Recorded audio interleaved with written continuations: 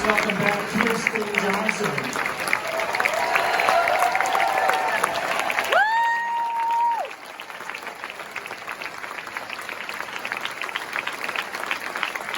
Oh yeah.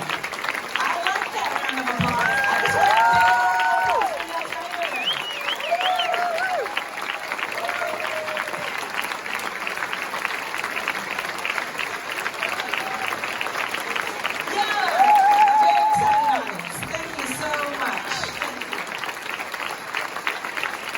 just want to was here to see this. Well, there's going to be a lot of conversation about the themes of the movie and the process of the movie, but I want to start by just saying it's such a beautiful movie in terms of craft. And I love the way it looked, the sound, and the rhythms of it are just fantastic. So congratulations on that part.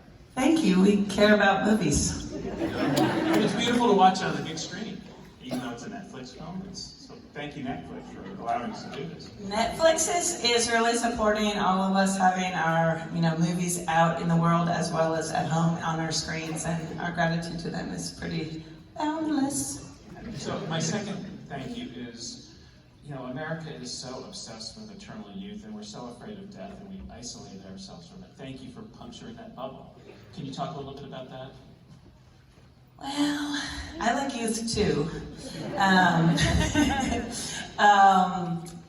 At one point, my daughter said to me, "Why, Mama, old Mama?" and I said, "Oh, I was feeling pretty young," and she's like, "Mama got old hands." And I said, "Do you want a young Mama?" She's like, "Yeah."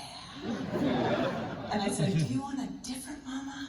And then she said, "No, just want you, young Mama." I was like, "Me too."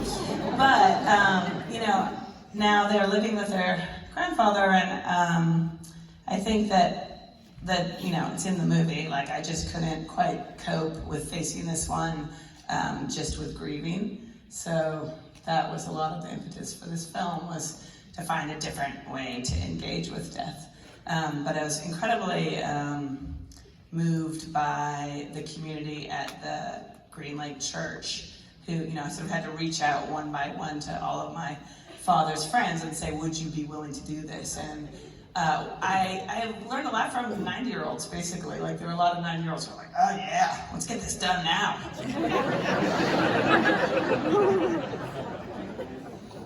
Was there a point where you said this needs to be a comedy? Was that? From the very beginning.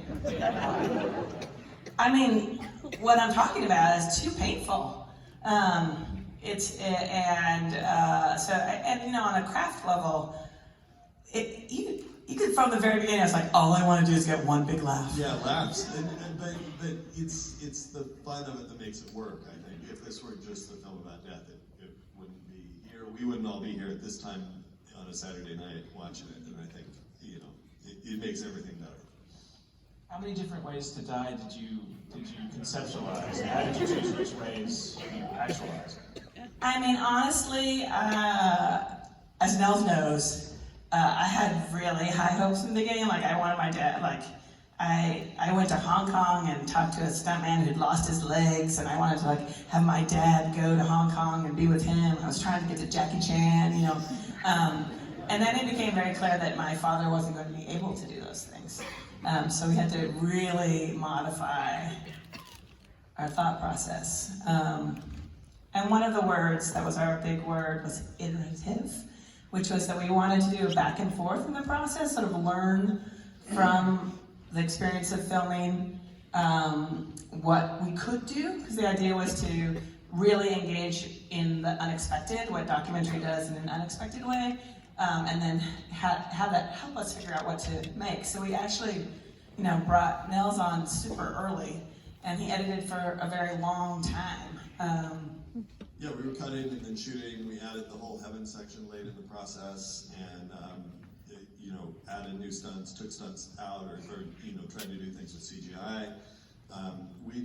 We had a lot of different deaths in there, and these are the ones that stood the test of time. Nels is like an incredible editor, but he became like, he'd be like, "Let me just try to do the VFX on this one." And, it was Nels' idea to do the plane banner, and he did that all the plane banner was One more question from me, then we'll open up to the audience. What did it mean to your children to have first of all, your father in this apartment with you, and then to see you grappling with this as an artist and to be part of the process? I mean, I think the thing I've learned about cinema from a camera person is that it is alive, and I'm in some ways more interested in what my children are going to think about all of this in the future. But what they think about it now is that it's pretty hilarious, and they came up with a lot of ways to kill my dad. And, can you do like a reenactment of your son's? Yeah, my kid is, now he wants to be a stunt person, and he's jumping off the bed and falling on the floor and saying, I'm Dick Johnson, I'm Dick Johnson. Hopefully we're like creating They're not quite getting a jackass-wide phenomenon that we're all going to be liable for. There must be a lot of questions from downstairs first. Everyone's shy. Where's the staircase? Wait, can I do my thing? Which is, I really love to see the people who ask questions, and I'll bring you the mic. She goes. He's got a question. Phil Donahue, ladies and gentlemen.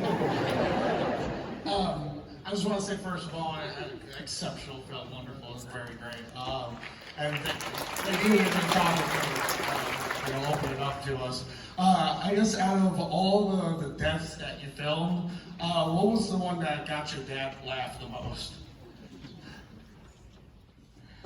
I mean, my dad's watched this film now hundreds of times. I was just telling the Netflix team, they made these pillows that say Dick Johnson is dead, and right before I left on this trip, he poked his head out the door, and he said, I have news for you, and then he flashed me the pillow. No, he's loving it, and it helps him time travel back to the house and to see friends, and even some of his friends who are in the movie who have died since we made the movie. So he's kind of into it for the way it allows him to go backwards in time. Yeah. Oh, in the middle. How do I get to the middle? Pass it down. If you're ready to get up, my mother. I'll come around, mother.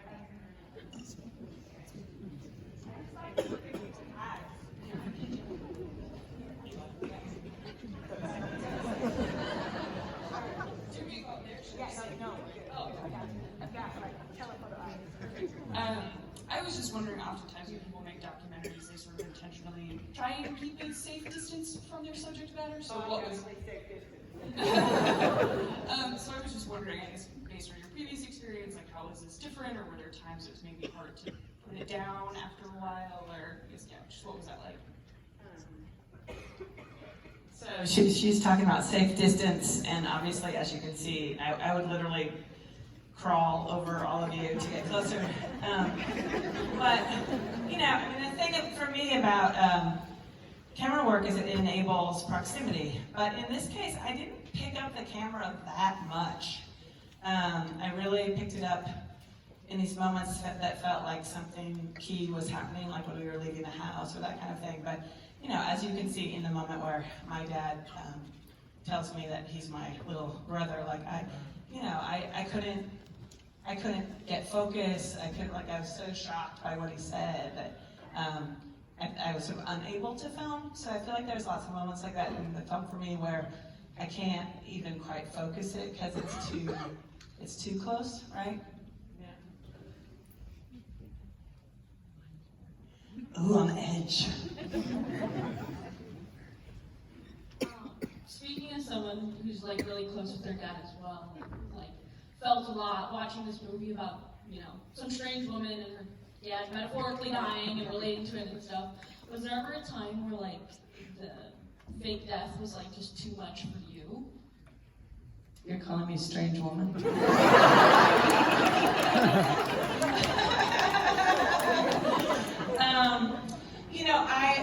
The very first set of stunts that we did was the stuff with the bicycle, and my dad was, he didn't have good judgment about like not stepping out into the street.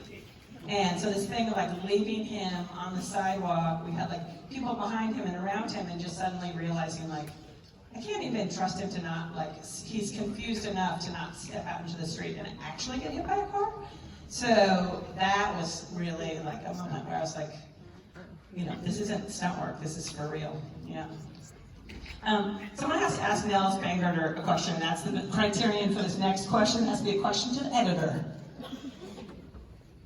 That's fine. Oh no, oh no, oh no. Here's a question for the editor.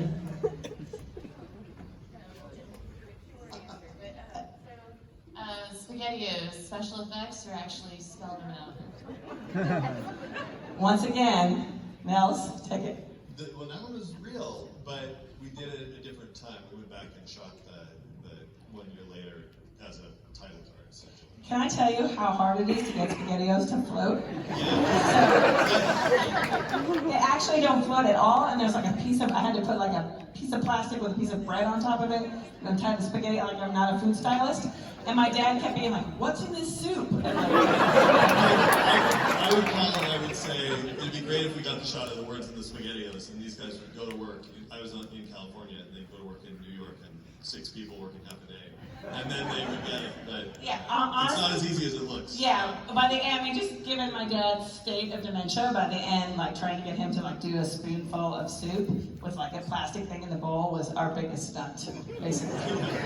Okay, another question for the editor. How many, by the way, exceptional film, I agree, is wonderful, and we both lost our fathers the past couple years, very poignant for us to see, and it was beautifully done. How many rough cuts did you go through? Innumerable rough cuts. I mean, that's a bad answer, but from the very start, it's a rough cut. You know, we put it together without the heaven sequence, without the ending, without the beginning, and then we start building something, and then you keep working it, you make the next one, it's a little better, the next one. You couldn't count them in a way. We had, 4 or 5 really significant screenings with it, but all the way along, it's the two of us sending things back and forth and watching. And Nels did exceptional work on the funeral scene, which was originally at the beginning of the movie, moved to the end of the movie, and till the 11th hour, where we were just trying to figure that one out. And that scene for me is just a real testament to what is possible in the iterative, the sort of back and forth of like, let's do it, see what it does to us, do it again. Yeah, we finally were happy with it literally an hour before we had to lock the film. Daredevils. This for both of you, the psychological takeaway, I think we as an audience think, oh, that would have been kind of fun to do with my mom or dad, or what would it be like to experience our own funerals? Did you, as an editor, did those feelings, were they present while you were editing? Yeah, certainly. I lost my dad 5 years ago, and got to spend a good amount of time with him, but not this way. This is like the dream in a way. And my mom's fine.